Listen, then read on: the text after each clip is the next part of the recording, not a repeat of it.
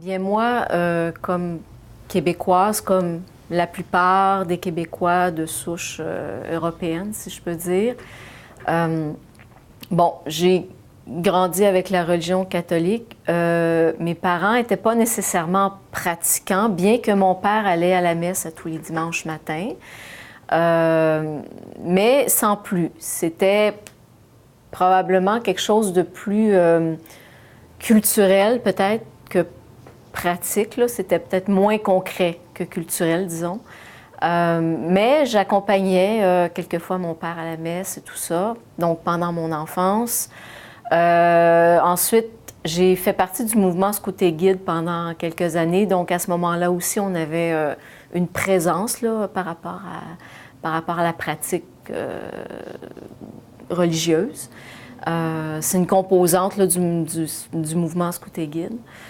Et ça, c'était jusqu'au début de l'adolescence. À l'adolescence, bon, ben tranquillement, c'est sûr que moi, je me suis éloignée de cette pratique-là parce que ça me parlait pas. En fait, j'ai réalisé par après que ça n'avait pas beaucoup de sens pour moi, la façon dont on nous l'amenait à l'école, dans les cours de catéchèse. Je sais pas, ça m'a jamais...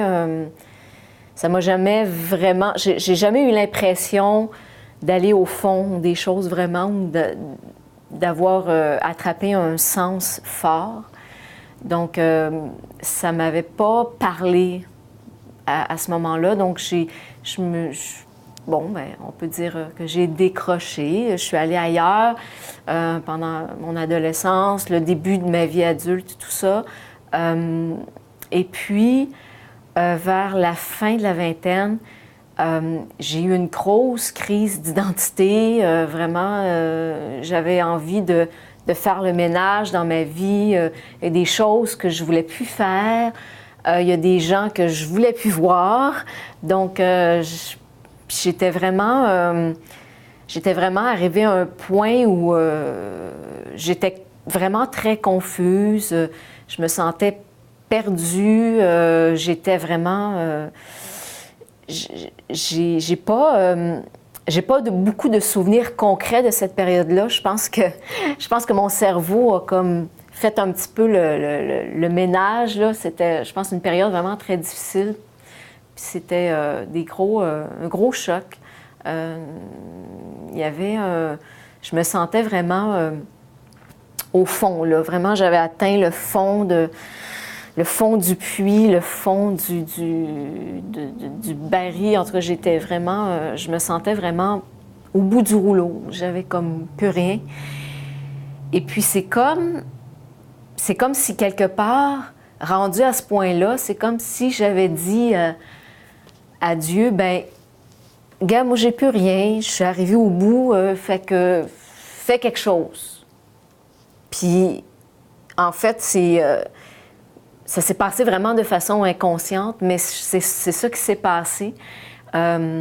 J'ai comme renoué contact avec certains aspects, certains éléments de pratique spirituelle.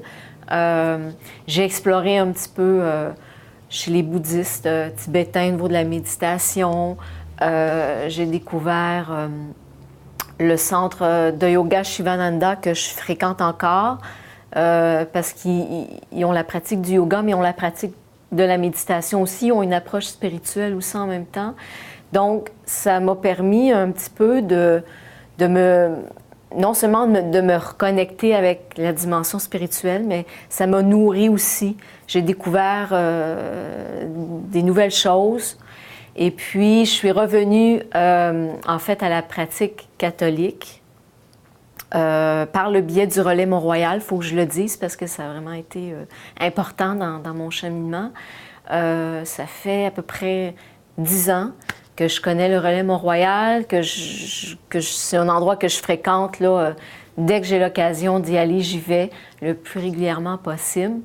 Et en fait, je dirais que ma pratique spirituelle, j'aime m'ouvrir à d'autres pratiques, à certaines pratiques qui viennent d'ailleurs, certains éléments qui viennent de d'autres pratiques religieuses que je trouve intéressantes, je les intègre, mais je dirais que la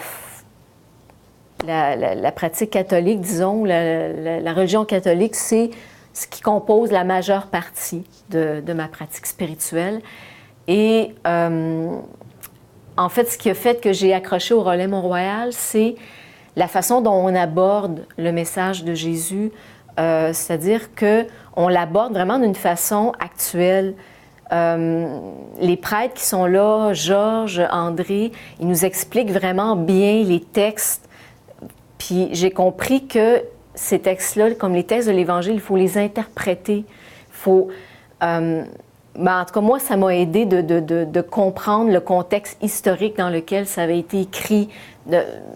Puis vraiment, de comprendre le contexte, de comprendre un point de vue historique, je trouve que ça m'a permis d'approfondir puis de trouver un sens. Puis au Relais Mont-Royal, on utilise beaucoup, en fait, des exemples concrets, des exemples de notre vie de tous les jours. Puis,